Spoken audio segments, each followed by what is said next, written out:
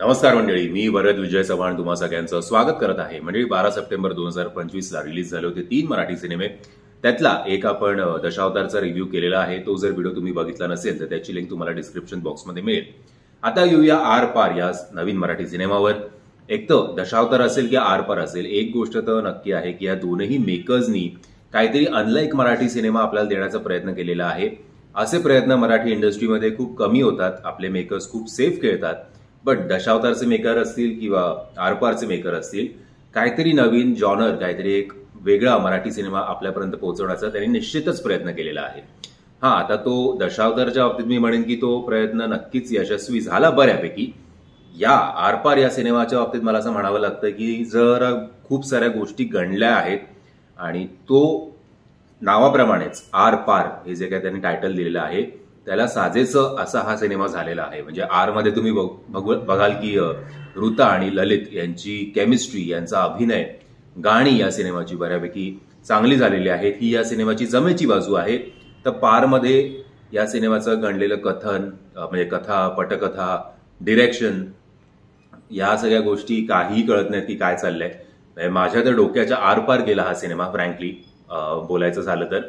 आणि वाईट सुद्धा मला वाटत होतं, कारण त्या दोघांचा जो मोर दॅन 100% ते दोघंही, ललित असेल किंवा ऋता असेल, देत होते. आणि गाणी सुद्धा बऱ्यापैकी रंगली होती. पण स्क्रीन प्लेमुळे सगळ्याच गोष्टींचा फियास्को झाला. आता कदाचित काही लोकांना हा सिनेमा खूप आवडू सुद्धा शकतो, किंवा माझ्यासारखे जे या सिनेमामध्ये बॅलन्स तुम्हाला ओपिनियन नाही मिळणार असं मला वाटतंय. एक तर तुम्हाला हा सिनेमा प्रचंड आवडेल, किंवा हा सिनेमा प्रचंड तुम्हाला वाटेल की गणलेला आहे. अजून एक या सिनेमाची जमेची बाजू म्हणजे की हा सिनेमा फार मोठा नाहीये. जेमतेम आय थिंक फार फार तर 2.25 तासाचा हा सिनेमा असेल, त्याच्यापेक्षा तर नक्कीच मोठा नाहीये. सो ते थँक गॉड. त्याच्यापेक्षा जर अजून 2.5-1 तासाचा हा सिनेमा असता तर वाट लागली असती माझी, एवढंच मी म्हणेन. म्हणजे गोष्ट आहे अमरची आणि प्राचीची. अमर म्हणजेच ललित आणि प्राची म्हणजे ऋता.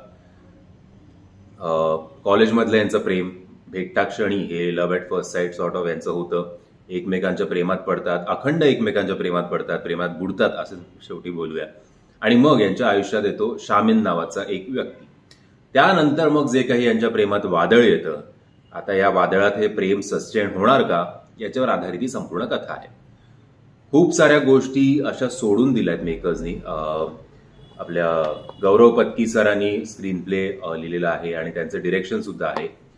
सो खूप साऱ्या गोष्टी सोडून दिल्यात आणि आपल्याला कळतं, अरे काय, कुठे हे काहीतरी गणलंय का, हे काहीतरी सुटलंय का माझ्याकडनं. मी आणि माझी बायको हा सिनेमा बघायला गेलो होतो तेव्हा मी असे एकमेकांना बरेच वेळ लुक देत होतो, आणि मग आमचं लुकमध्येच आमचं संभाषण चाललं होतं की तुला तोच प्रश्न विचारायचा ना, किंवा तुला तोच प्रश्न पडलाय ना जो मला पडलाय. तो तिचं पण असं व्हायचं की जरा सुटल्यात खूप साऱ्या गोष्टी. मे बी असं असू शकतं की काहीतरी एक वेगळा प्रयोग करण्याच्या नादात, सगळं ऑडियन्सवर सोडण्याच्या नादात, की आता यांचं काय होईल, आता इकडे काय होईल, इकडे काय ट्विस्ट असेल, आता तुम्ही तुमच्या हिशोबाने ठरवा. म्हणजे माझं एक वेगळं प्रेडिक्शन असू शकतं, माझ्या बायकोचं एक वेगळं प्रेडिक्शन असू शकतं.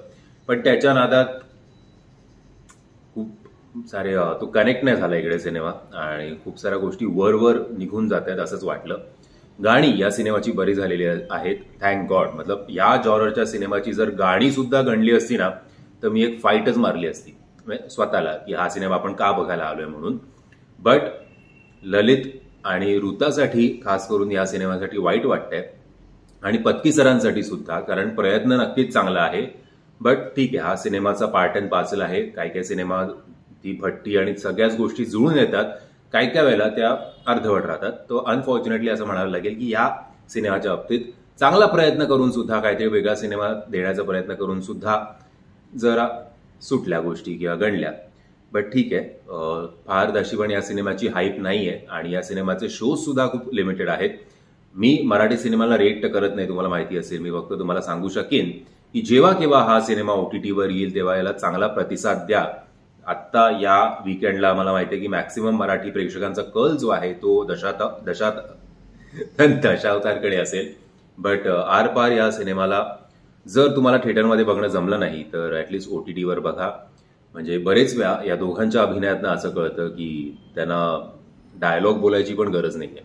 ते स्वतःच्या डोळ्यातनं, स्वतःच्या एक्सप्रेशन्सवरनं सुद्धा तुमच्यापर्यंत त्यांचं काय म्हणणं आहे, त्यांचं जे ॲग्रेशन आहे किंवा इमोशन्स आहेत किंवा पॉझिटिव्हनेस आहे किंवा जे काही नंतर ते ट्विस्ट अँड टर्न्स येतात त्या गोष्टीमध्ये, ते सगळं बरेच वेळा हे दोघं, ललित खास करून, न बोलता सुद्धा तुमच्यापर्यंत पोहोचवतात. सो ते सगळ्या गोष्टी जाणून घेण्यासाठी की नक्की काय आहे. आणि बॉलिवूडचा मध्यंतरी सैयारा हा सिनेमा आला होता, डिअर कॉम्रेड, याला आपल्या मराठी इंडस्ट्रीकडनं एक उत्तर म्हणून या सिनेमाला ॲटलिस्ट OTTवर सक्सेस मिळू दे आणि जास्तीत जास्त व्ह्यूज मिळू दे. तुम्ही हा सिनेमा बघितला आहेत का? जर बघितला असेल तर माझ्या मताशी तुम्ही सहमत आहात की असहमत आहात हे कमेंटच्या माध्यमातून कळवा. व्हिडिओ आवडला असेल तर लाईक, शेअर आणि चॅनलला सबस्क्राईब करायला विसरू नका. जय हिंद, जय महाराष्ट्र.